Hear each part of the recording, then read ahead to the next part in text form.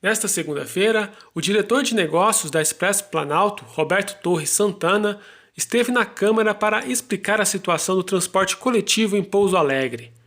Com a queda no número de passageiros, a Planalto tem acumulado prejuízos para atender às linhas e regras determinadas pela Prefeitura. Ele explicou que há dois caminhos a seguir. O da Índia, onde, assim como no transporte clandestino, as empresas são livres para cobrar o que quiser e fazer os horários que quiser e não são obrigadas a cumprir gratuidades. Ou o modelo europeu, com regras de qualidade, gratuidades e linhas determinadas, mesmo com baixa procura. No modelo europeu, porém, o sistema de transporte é subsidiado pelo poder público. Confira os principais trechos da reunião. Não é obrigação da Expresso Planalto, não. Isso é obrigação da Prefeitura. Quem cria o quadro de horários é o poder público. Eu estou aqui para atender. Só que na outra ponta da balança tem uma conta. Eu só quero saber, os senhores todos vão jogar essa conta para cima do usuário? Se for, é só me falar. Manda lá e determina a tarifa e vamos ver o que fica. Só que o que vai acontecer? Mais perda de usuário e mais aumento de tarifa. Eu sei que eu estou correndo risco, mas estou disposto a encarar esse risco até juridicamente. Porque eu não suporto. E está escrito lá na lei, está escrito lá no contrato, que deve-se manter o equilíbrio econômico-financeiro da relação contratual. E não é o usuário pura e simplesmente lá, que lá está escrito que pode ser criado fonte de receita alternativa. Então, isso é uma obrigação do município, senhores. Se quiser criar uma comissão, ou se quiserem ir todos os vereadores, eu abro conta por conta da empresa, apresento nota fiscal por nota fiscal para cada vereador aqui presente, que eu não tenho nada a esconder. O impacto da pandemia no transporte urbano por ônibus causa um rombo de 14,2 bilhões só até hoje, com 77 mil demissões e cerca de 240 greves e paralisações.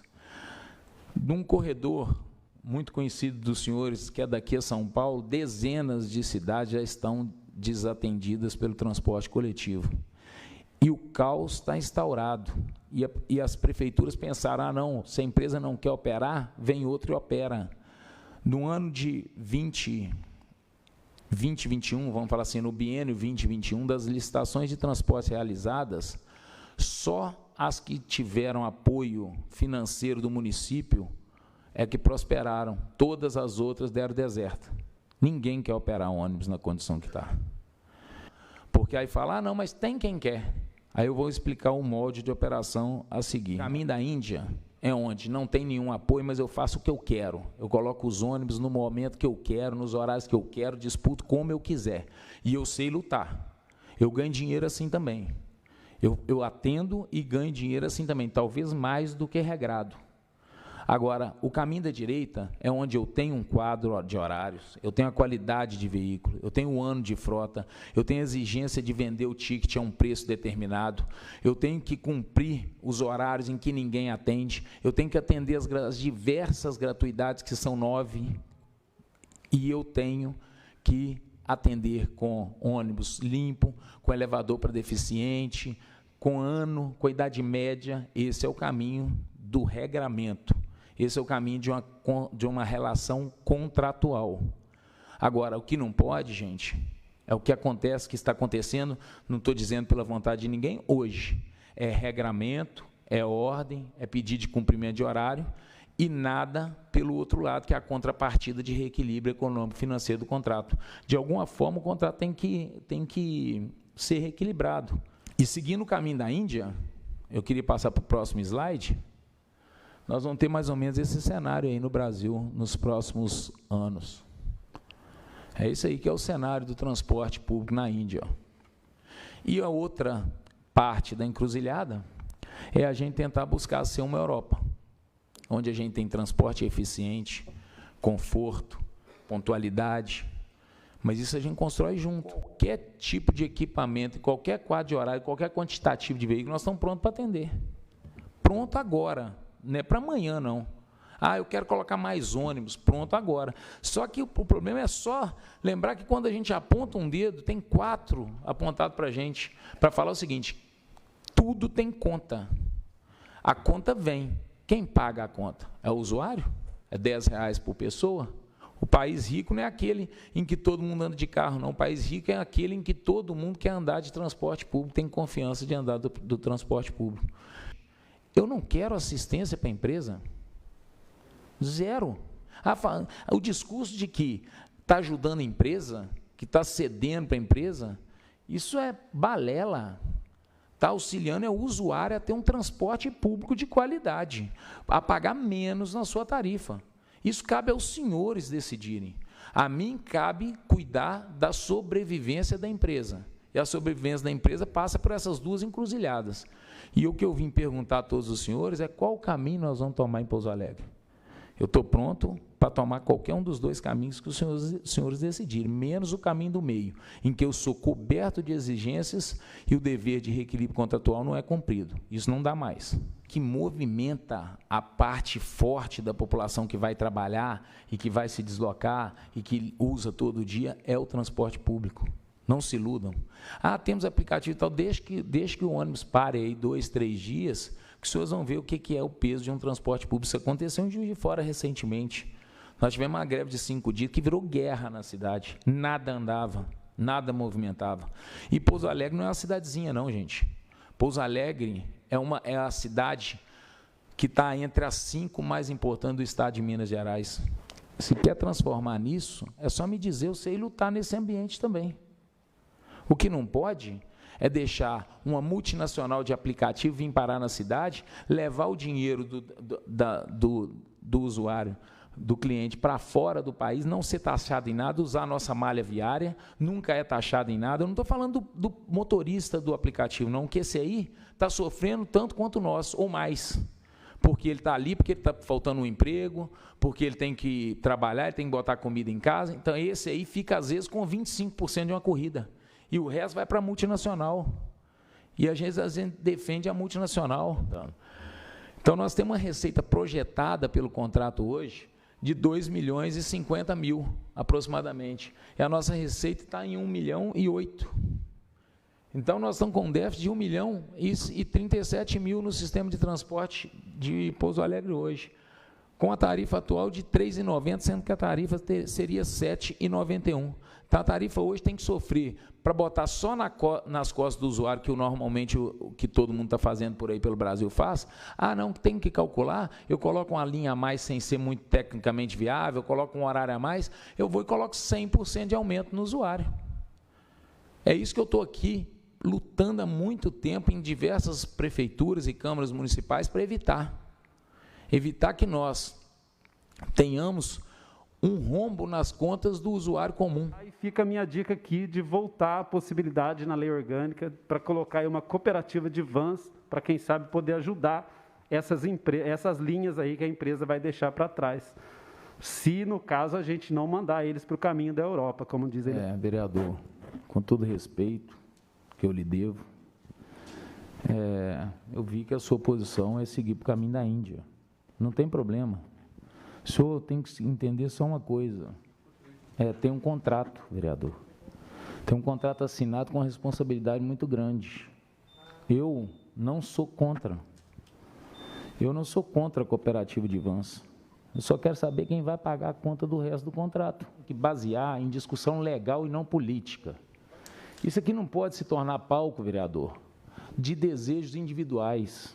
Me desculpe a franqueza.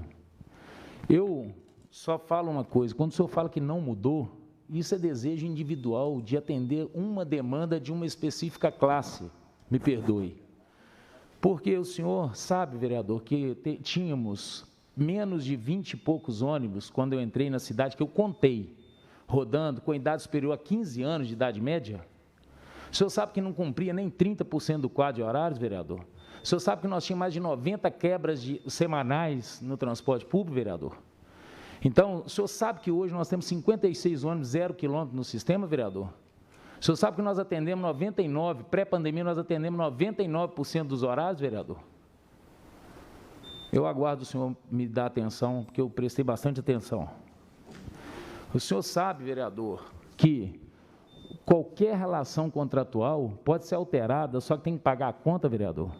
Então, se o senhor quer seguir pelo caminho da Índia, tomara que os seus colegas não queiram, mas se for uma vontade geral, também estou disposto. Só que é o seguinte, me deixe disputar com eles. Ah, o custo deles é mais barato? Deixa eu solto e vamos ver quem faz mais barato. Só que me botar para atender toda a gratuidade, me botar para atender todos os horários que não tem passageiro, e lá na zona rural, o horário que não tem passageiro, e botar as outras vans, Uber e tudo para fazer do jeito que quer, aí é injustiça, vereador. Aí é defensor de uma classe específica. Não pode, vereador. Nós estamos falando aqui do todo, do povo. Não é do motorista da van ou do Uber, que eu também não tenho nada contra. Cada um tem que ter o seu meio de sobreviver. Sou a favor de qualquer iniciativa. Só que esse caminho é a Índia, está certo. E também não sou contra o senhor, não. O senhor quer levar para aquele jeito? Está de parabéns. Se for a maioria, eu estou dentro. Se quiser, calcula lá quanto que é o resto do contrato, me paga que eu estou pegando meu banquinho e saindo de mansinho. Está certo? Só para deixar clara a posição da empresa. Gratuidade, na maioria das vezes, é necessária. Você vê o aposentado no Brasil com dificuldades financeiras. Então, o que eu acho que é um ponto de muita reflexão é que o transporte, nós estamos debatendo aqui transporte público, ele não é um meio de competitividade aberta, ele não é um meio de liberalidade, ele é regrado, ele é dimensionado, ele é fiscalizado. Ele não é, também que não queria ser mal interpretado, ele não é um comércio comum, ele não é um empresariado comum em que você oferece o que você tem de demanda. Você não abre, se você tem demanda em Pouso Alegre para ter uma loja de roupa, você não abre 3 lojas de roupa, você abre uma loja de roupa. O privado vai? O privado vai lá na zona rural com 2 usuários pagantes para vir com o ônibus com 2 usuários pagantes ou com qual veículo seja? O privado se desloca nos momentos em que tem demanda. Essa é a grande diferença do que é um transporte público de qualidade e bem gerido. Ele se desloca para cumprir a necessidade social do transporte, muitas vezes com linhas de baixíssima demanda. Somente no Brasil tem essa discussão. No resto do mundo não tem essa discussão se o sistema de transporte é benéfico ou é prejudicial, ou se ele é bom ou se ele é ruim. O mundo inteiro já sabe que o transporte público de qualidade é o caminho. A gente aqui ainda está, mas nós somos um país jovem, nós ainda vamos evoluir muito e ver que é o seguinte, o caminho é o sistema de transporte público de qualidade. Não existe esse intervalo de 1 hora da pessoa sentada no ponto do ônibus. A não ser uma linha rural, que a pessoa não sabe o horário certo, aí pode acontecer, mas numa linha urbana em período pré-pandemia, isso não existe. E aí está claro, o que a gente tem para comprovar? Um sistema de GPS espelhado na prefeitura, em que essa reclamação chega lá na prefeitura, a prefeitura às vezes nem repassa para a gente, que ela já tem acesso lá, falou, não, esse ônibus não atrasou 1 hora, esse ônibus não atrasou esses tantos minutos. Isso aqui é muito transparente no município de Pouso Alegre. Se quiser visitar a prefeitura, ela tem controle sobre o nosso sistema de GPS, sobre nossa bilhetagem, todos os relatórios de bilhetagem. Mas o movimento do sistema de transporte é o sobe e desce o fluxo. Olha, aqui na rua tal, nós tivemos desembarque de 10, embarque de 15, desembarque de 15, embarque de 10 e assim por diante. E aí nós criamos um índice de passageiro por quilômetro mais alto. E na linha rural, infelizmente, por formato, e não é crítica, não, eu acho que tem que ser atendida e bem atendida. Só que, por formato, historicamente, o índice de passageiro por quilômetro é mais baixo. Porque caminhando para o lado da Índia, ninguém quer atender linha rural, não. Caminhando para o lado da Índia, o cara quer no centro da cidade aqui, não vai lá, não. E o gratuito de lá, muito menos ainda. Então, é por isso que a gente tem que caminhar isso é minha sugestão, mas é a opção do município caminhar por um sistema sustentável, com um trabalho conjunto, transparente, para sustentar essas diversidades que tem no sistema normal de transporte.